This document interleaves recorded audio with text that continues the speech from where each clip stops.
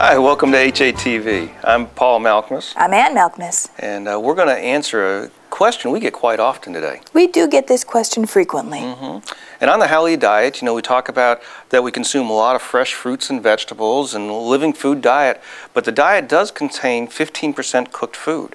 And so the question we get all the time is, how much is 15%? And why 15%?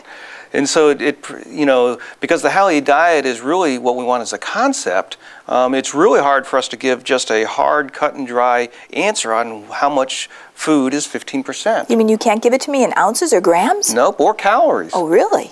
Because it really varies.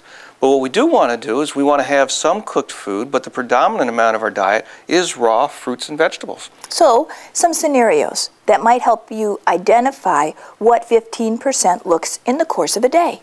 Maybe you're interested in having a nice cup or bowl of oatmeal in the morning because you're from Siberia and you believe that's going to keep you warm and put something to stick to your ribs. Right. You just had your cooked for the day. And a bowl of oatmeal in the whole scope of the day is probably 15%. But we wouldn't have any cooked food the rest of the day if we had oatmeal for breakfast like that. And that really works well, having the breakfast as cooked and then the rest of the day raw. Pretty easily.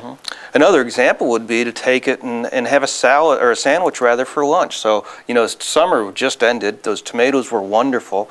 So taking a nice big tomato and a big slice of onion and making a tomato sandwich, the bread on that is cooked. The tomato and the onions raw, and then we would have raw the rest of the day. So we might have a cooked sandwich at lunch. And we have many times this summer. Now in the evening meal, what we suggest is that you have a fairly large salad before you have anything cooked. You could do that at lunchtime too if you feel like your sandwich wasn't enough. You could do your salad. And the goal is for you to be able to consume larger amounts of the raw so that your stomach is relatively full by the time you begin to have your cooked. Which in the evening meals, it could be anything from a sweet potato that's been baked or stir fry. Or any of even some of the pastas that we've put together and shown. Or pizza. So just, we want to fill up on the salad, the raw salad, and then bring some cooked food in. And by the time you get to the cooked food, you're not starving to where you don't overeat the cooked food. And of course, we'd start the meal with our barley max. So always. Between the barley max and the salad, by the time you get to the cooked food, you're really not eating that much. And the reason we choose to put cooked food in our diet? There's several reasons we use cooked food. One is it's somewhat of a reward. When somebody goes on a diet or a lifestyle change in this case, and they're 100% raw, and they're used to all cooked food, that they have a difficult time staying with the program. But by adding that 15% cooked, it's kind of that reward for being good the rest of the day. And the other reason is, many people tend to lose excessive amounts of weight rapidly when they're on an all-raw diet. Now, there may be folks that want to lose weight, and for them, the raw diet is the approach for them.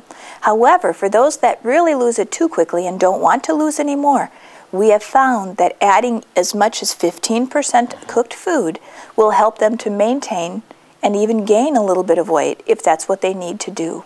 But we need to be careful because cooked food is dead food, or it's not living food, and we can gain too much weight if we eat a lot of cooked food. So we'd really want to keep that cooked food to a minimum.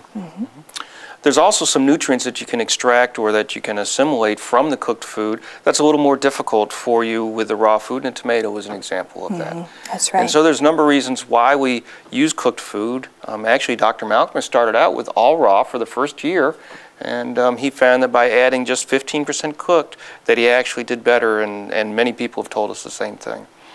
Well, and for many of us, we come from places where it's cold, and we like to have a warm bowl of soup when it's 30 degrees below zero, and there's nothing wrong with that. Yeah.